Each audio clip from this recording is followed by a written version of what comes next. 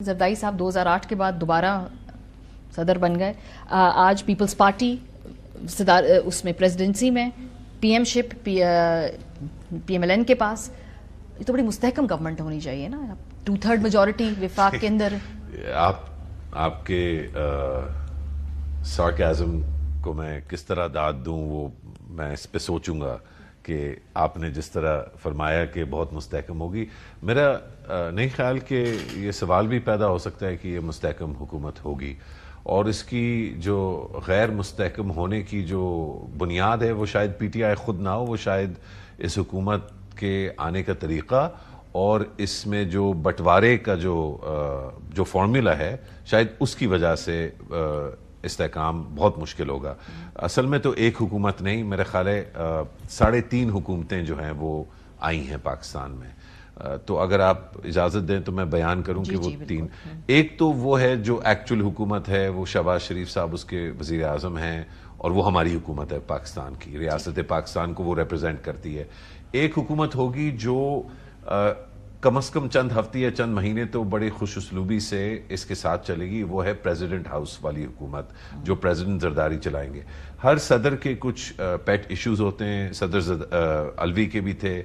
پچھلے دور میں جب صدر زرداری پریزیڈنٹ تھے تو ان کا تو بہت پرو ایکٹیو رول تھا, لیکن وہ یہ بھی تھا کہ وہ 18ویں ترمیم ابھی آئی نہیں تھی, تو اس سے پہلے جو انہوں نے سب کچھ موبلائز کیا اور پھر 18ویں ترمیم آئی. اس کے بعد بھی کچھ امور جو ہے وہ تھرو زرداری ہاؤس یعنی کہ پریزیڈنٹ ہاؤس ہی سے ہوتے تھے. تو دوسری حکومت یہ ہو گئی. تیسری حکومت کا نام ہے SIFC, اور اس میں کوئی ایسا پالیسی ایشو نہیں ہے جس پہ SIFC اس وقت کام نہیں کر رہی. ایونچولی شروع کے دنوں میں نہیں, ابھی تو میرے خیال ہے ٹھیک کچھ چند ہفتے یا مہینے شاید چل جائے, لیکن ایونچولی پالیسی ایشوز پہ ڈس ایگریمنٹ ہوگی.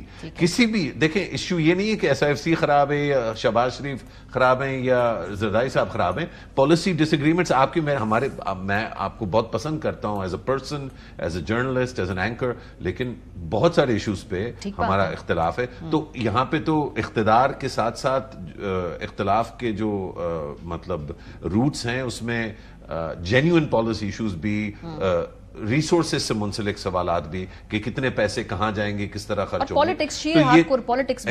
تو یہ 3 حکومتیں تو یہ ہو گئیں. پھر ایک آدھی حکومت جو ہے وہ جو خیبر پختونخوا میں جس کو حکومت کہا جا رہا ہے, جس کے سربراہ علی امین گانڈا پور ہیں, جو ماشاءاللہ مطلب ہیں, تو وہ خان صاحب کی چوائس ہیں تو ضرور وہ کریں. میں نے تو پہلے بھی کہا تھا کہ اگر باقی پارٹیوں میں اس طرح کی شخصیات جو ہے وہ ہو سکتی ہیں تو اس پارٹی میں تو ہونا ہی تھا, جو 11 مئی 12 مئی کے بعد سے پچھلے سال سے جو ہوا ملک میں, تو ایسا ہونا ہی تھا. لیکن ان کا جو انداز بیاں ہے کہ وہ کس طرح نیگوشیٹ کریں گے اسلام آباد کے ساتھ, وفاق کے ساتھ, جہاں پہ وہ کہتے ہیں کہ وہ پیسے آدھے دیں گے, تو یہ نہیں لگ رہا تھا کہ چیف منسٹر جو ہے وہ مخاطب ہو رہا تھا ایک وفاق سے نیگوشیشن کے لیے. ایسا لگ رہا تھا کہ اتوار بازار پہ اگریسو کے پی گورنمنٹ, یہ آپ نے آپ کی 3.5 گورنمنٹس کی جو ہے ایکسپلینیشن ہے. تو یہ اس میں استحکام کہاں پہ نظر آتا ہے کسی کو, وہ میں بتاتی ہوں. میرے پاس اس کا ڈیولز آرگیومنٹ ہے, میں ڈیولز ایڈوکیٹ.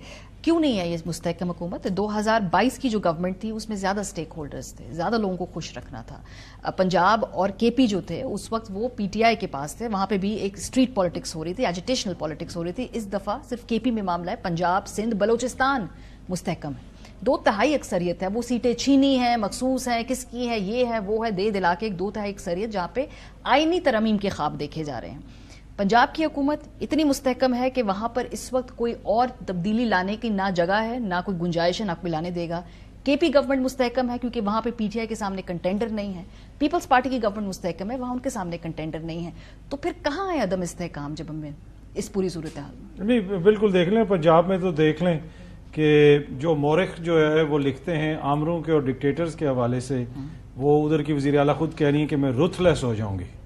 تو وہ اتنی مستحکم ہے کہ وہ اپنے لیے رتھ لیس کا ورڈ استعمال کر رہی ہیں. اب وفاق میں ایشوز تو ہو سکتے ہیں, لیکن زرداری صاحب کا بننا اور میرے خیال میں اچکزئی صاحب کا نہ بننا یہ اس سے زیادہ امپورٹنٹ ہے, اس لیے کہ وفاق کے اندر, اسمبلی کے اندر اچکزئی صاحب اگلے 2 سال 3 سال جتنا عرصہ بھی یہ نظام ہے, جو وہ تقریریں کرتے رہیں گے, جو وہ بات کرتے رہیں گے, وہ لوگ بھی سنیں گے. بہت سارے جو لیفٹ کی پالیٹکس کرنے والے یا قوم پرست ہیں وہ قریب آئیں گے سنی اتحاد کونسل کے یا تحریک انصاف کے, تو آپ کو ایک آوازیں آئیں گی بہت ساری جن کو زرداری صاحب کو بھی سننا پڑے گا. ہو سکتا ہے زرداری صاحب پولیٹیکل ورکرز کی رہائی کی بات کریں, کوئی ایسی بات کریں, اس کے اوپر اختلاف آئے گا. پھر جس طرح کی خبریں آ رہی ہیں کہ جی محسن نقوی صاحب کو لایا جا رہا ہے وفاق میں. اب نون لیگ کی حکومت ہے, وزیر خزانہ بھی اب تک ہمیں نہیں پتا کون ہے, اور اگر محسن نقوی بھی ان کے پاس آ رہے ہیں جو اس صوبے سے آ رہے ہیں جہاں پہ سب سے زیادہ دھاندلی کے الزامات لگے, تو اس سے آپ اندازہ لگا لیں کہ یہ تو ان کا اپنا تو کچھ آرگینک تو کچھ ہے ہی نہیں ہے ان کے پاس. یہ ایک آرگیومنٹ بلڈ ہوگا.